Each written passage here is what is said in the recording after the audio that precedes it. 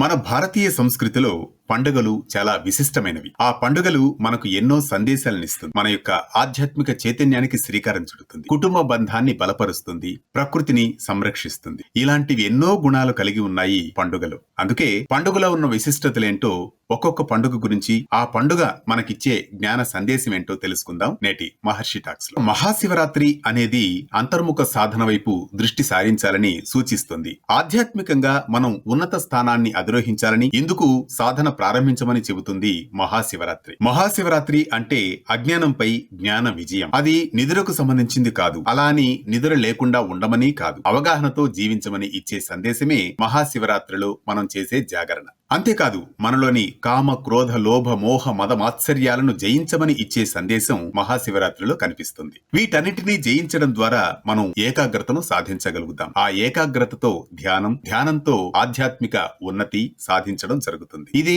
మహాశివరాత్రిలో ఉన్న ఆంతర్యం. ఆధ్యాత్మిక ఉన్నతిని సాధించడం, అలాగే కుటుంబ బంధాన్ని పటిష్టవంతం చేసుకోవడం, ప్రకృతిని సంరక్షించడం, ఈ మూడింటి యొక్క కలయికే మన పండుగలు. ఇలాంటి మరిన్ని అంశాల కోసం యూట్యూబ్, ఇన్స్టాగ్రామ్ లో ఫాలో కండి, సబ్స్క్రైబ్ చేసుకోండి. మహర్షి టాక్స్, మీ ఆర్కే కొత్తకోటతో. పండుగే కాదు, రోజువారీ విశిష్టత కూడా మిస్ అవుతున్నారా?